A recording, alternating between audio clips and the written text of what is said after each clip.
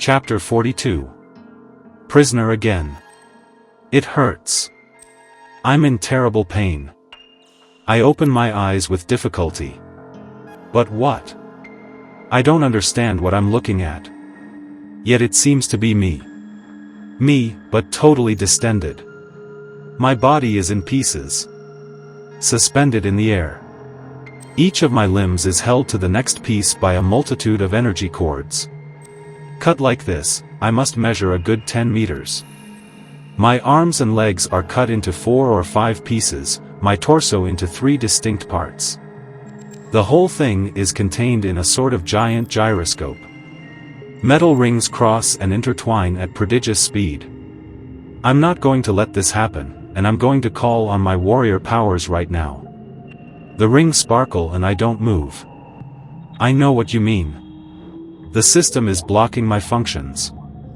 Here I am again, a puppet in the hands of the enemy. But what enemy? My brother back from the dead? I persist in vain. For several hours now, I've been trying to activate the slightest function of my dislocated body. Occasionally I get a slight reaction, a sizzle, a spark. Enough to make me believe that I have a tiny chance of success. As if I had the ability to act. As if I had a choice. But I soon realize that I never did. A glimmer appears at the bottom of my gigantic cell. Then, the point of light turns into a wide opening. Light finally penetrates this temple of darkness and solitude. Incongruous shapes begin to appear on the floor. A huge mound 25 yards high, 40 wide and so deep that I can't see the end of it yet. Suddenly, I understand the horror of the scene before me. This abstract relief is nothing more than a pile of corpses. My men. My soldiers, all fallen just after me. There they are, all dead and piled up in front of me. Just as I begin to scream, a group of men enter. At their head, my fake brother, followed by an Arkanese platoon and in the background a senior officer. Surely the master of the house. They move forward, but between them and me, the path is blocked by thousands of bruised corpses. He raises his hand and, without slowing down, triggers his matter control functions. Like Moses splitting the waters, he clears a path for himself and those following. Bodies are vaporized into sprays of blood dozens of yards high. Severed limbs gush out on either side. Vital fluids flow abundantly and they soon end up walking through a veritable pool of blood. He stops just a few yards from me and says, "How are you, brother?" I have to contain my disgust and rage. I reply, "I'm not interested in you. I know you're just a clone. Just a pale copy of my brother. Big Bill must have passed on my brother's genetics to you. You have the envelope, but it's empty. You don't have his soul. He was unique and you'll never compete with him." He seems offended. He replies, "I beat you easily." I reply, "You surprised me, that's all. Set me free and see if you'll beat me again. You think all you have to do is ask? Are we going to free you? No, we're going to use you. Whether you like it or not, you'll serve us." I can't control anything but my voice, so I speak loudly and address the one standing back. "Who are you?" "I'm General Powell, in charge of all Gruul's armed forces. I represent the military might of this continent. Of this land, in fact." "What do you mean by that? What do you think you got out of those data bank robberies?" I'm suddenly remembering some data about the real decision-makers in our world. Yes, I remember details like the fact that countries and other independent governments don't exist. We are in fact under a single authority. Division allows us to fragment the masses and facilitate control. It's easier to manage and manipulate smaller entities. They maintain this illusion of a free and competitive economic bloc to make us believe in a pseudo-freedom to act and decide. Political parties and differences of opinion no longer exist. The main opinion leaderships are formatted and used as reliable belligerents in false debates of ideas. I'm also reminded of the fact that they have decided that wars are cyclical and necessary.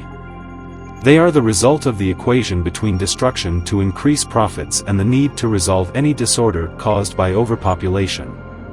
They have drawn up a timetable for the next 3 great wars over the coming century. In fact, Groll and Epoxia exist only to give the illusion of a free and competitive economic bloc. In this context, there's only one question to ask. Who are the real decision-makers? He loses his air of superiority and fear appears. The tone of his voice suddenly changes and he replies. Them? No. The real decision-maker. We're all just wage earners. Whatever our rank or status, he's above us all, he's the master of us all, and it was he who ordered me to address you in these terms. I react naively. God? Not in the biblical sense.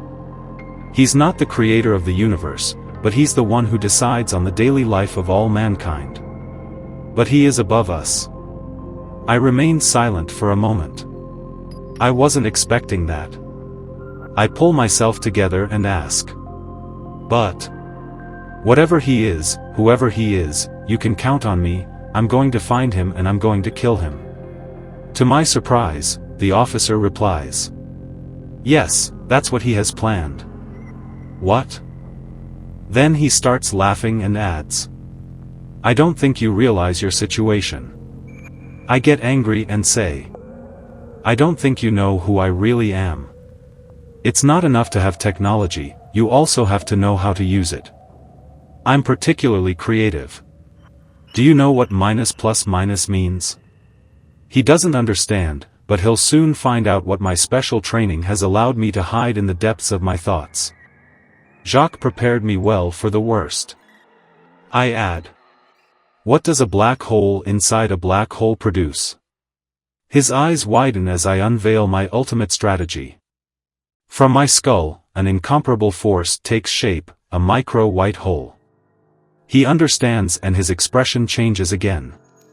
From fear to terror, he starts screaming. Kill him. False Gabriel reacts instantly and does exactly the wrong thing. He attacks me head-on, and to do so, he destroys the machine that contained me. The giant rings shatter. I immediately revert to my normal form. The real battle is about to begin, but this time, I'm ready. Just as I'm about to embark on this new battle, my functions having regained their freedom, I hear Jacques shouting at me again. We're sending help. It'll be too late. I'll fight on my own. He lunges at me. I dematerialize. My body becomes attuned to the surrounding air. I become as consistent as a hologram. He passes through me without doing the slightest damage. I pivot on myself and instantly rematerialize. I grab his right forearm and whirl it around at prodigious speed. I release my grip and send him crashing into one of the walls of the giant cell. The Acanic troops attack me in turn. The officer soon turned back. The black soldiers surround me. We're 60 yards off the ground and there are about 20 of them forming a circle around me. The false Gabriel has probably ordered them to take care of me. He certainly hopes this will weaken me. They obey and fire simultaneously. I absorb their energy discharges in 2 micro-black holes. By the time they launch another attack, I don't want to give them a chance. I unleash a rain of fire. I raise my right hand and bring it down to the ground.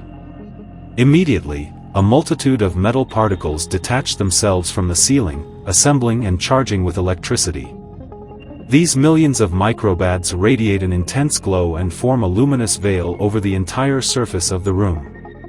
Only the small perimeter I occupy is empty of these deadly fireflies. The sheet of light falls and destroys all life. Only the false Gabriel seems to have taken refuge in the depths of the floor. He emerges haggard, frightened to contemplate the shredded corpses of those who were supposed to weaken me. He attacks. He tries to grab me, but I counter and land a series of heavy blows to his face. He has to catch his breath and tries to get away from me. He disappears and reappears in a corner of the room. I rematerialize right behind him. He doesn't have time to turn before I land a titanic blow that sends him crashing to the floor. The impact is so violent that it creates a shockwave that moves the bodies of my soldiers around the periphery of the room. The leader finally gets to his feet. He's determined and stubborn. He comes back at me. He unleashes a series of blows without faltering. Fists, feet, elbows, knees and head. He tries every possible attack. But I trained my brother. I know and master this memory of gesture that he has within him. I've just killed the Arcanian section with a wave of my hand, and I won't need much more to dominate Gabriel's mirage. So I'm going up another gear. I retaliate. I get past all his defenses. His parries are ineffective. Soon, he's totally overwhelmed. I too use my matter control functions. I raise metal and concrete spikes dozens of meters high from the ground. The spikes hurtle towards him, piercing him from all sides. He's a captive in his own right. I don't intend to dwell on the subject. I approach the victim and place my hand on his skull. He starts screaming. No. I fire at point-blank range. A burst of pure energy explodes his head. But I don't stop there. I absorb every particle of his body into the multiverse. I don't want to leave any of Gabriel's genetic material to the enemy. Then I destroy the structure around me. The building that contained me bends under my will. The ceiling opens. I fly away, leaving behind a persistent micro-black hole. As I move away, the mini-cosmic giant swallows up all life and matter in a 6-mile radius sphere of nothingness. It all happened in a fraction of a second. But the planet shuddered. The power unleashed is capable of destroying the world if I'm not careful. I don't linger, I get back as soon as possible. I'll have to take stock with Jacques. The question is, who is this great decision maker?